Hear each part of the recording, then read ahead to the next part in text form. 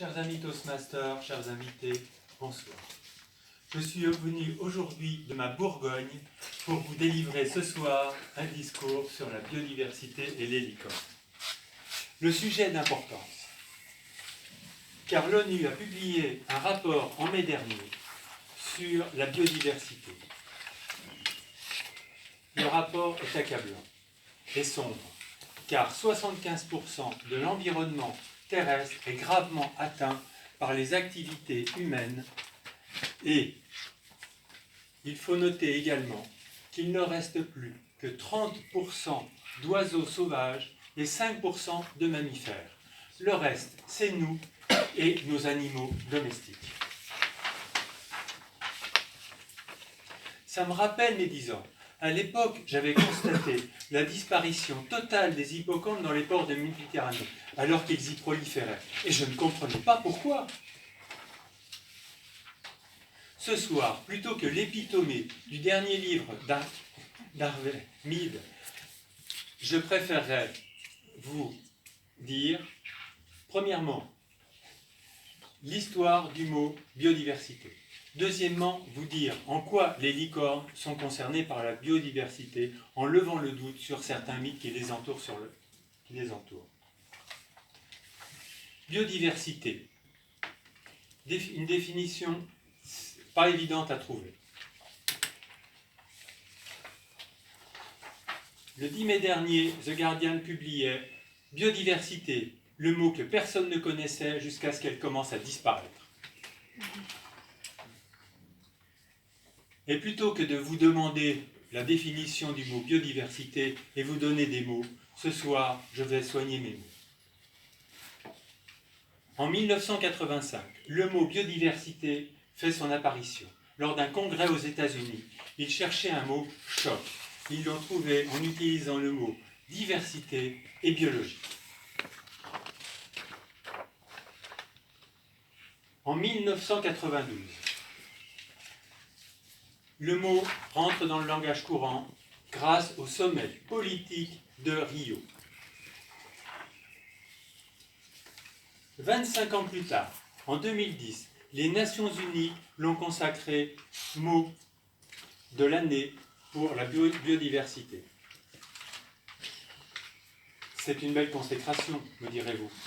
Mais je trouve que 25 ans après, ça montre la difficulté de la compréhension de l'enjeu. Définition de la biodiversité. La biodiversité, c'est l'équilibre des interactions entre les écosystèmes, les espèces et leur nature biologique. À l'instar du funambule, imaginez-le sur son fil, en train de lutter contre les différents éléments pour ne pas chuter. Les mystères de la beauté de la vie sont là, vous ne trouvez pas? Ce qui m'amène à parler de la deuxième partie de mon discours, les licornes. Mais vous me direz, les licornes ne font pas partie de la biodiversité. C'est un mythe. Qu'est-ce que vous me racontez là? Pour ceux qui ne croient pas aux licornes, ce soir, je vais lever le mythe sur différents points sur son existence. Premièrement, Marco Polo a-t-il, selon vous, rencontré réellement ou pas des licornes? Selon vous, dites-moi, allez, lâchez-vous. Non? Oui. Non. Oui? Oui. Eh bien, c'est vrai et c'est faux à la fois. Marco Polo a accompagné son oncle et son père de l'Italie jusque dans la Chine de Kubala Khan, un descendant de Gengis Khan. Dans le livre des merveilles, il décrit sa rencontre avec l'éléphant à cornes, nom donné par les habitants de Sumatra à la licorne. Mais quelle ne fut pas sa surprise lorsque les habitants de Sumatra lui présentent cet animal rustique qui est le rhinocéros. Deuxième mythe, tout le monde sait ça, le narval est le plus proche cousin de la licorne, tout le monde sait ça. Eh bien c'est faux. En fait, le plus proche cousin du narval, c'est le beluga. Et deuxièmement, la corne du narval, en fait, c'est une dent hypertrophiée. Je suis désolé, vous pouvez sortir vos mouchoirs, c'est un choc. Autre mythe. Est-il possible d'obtenir un permis de chasser les licornes, selon vous? Vrai, faux? Eh bien, c'est vrai.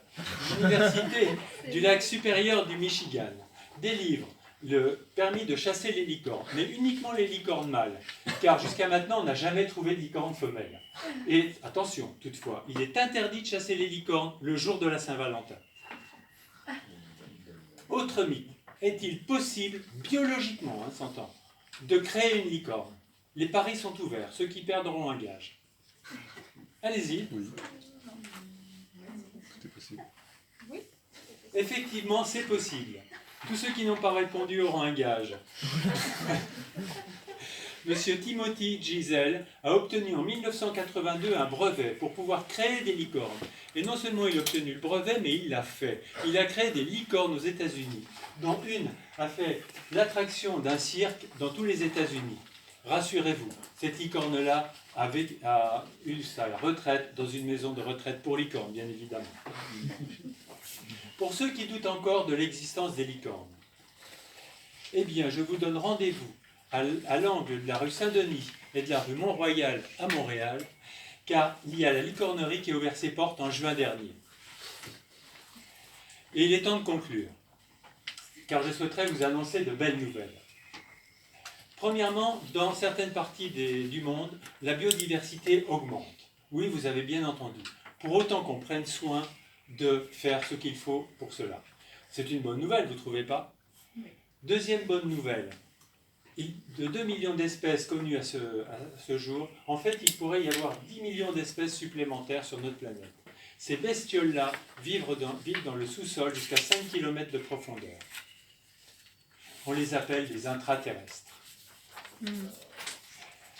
Et dernière bonne nouvelle, pour ceux qui doutent encore, fermez les yeux et souvenez-vous de votre rencontre avec la licorne. Mais chut, ne le dites à personne. La biodiversité en dépend. Merci pour votre attention.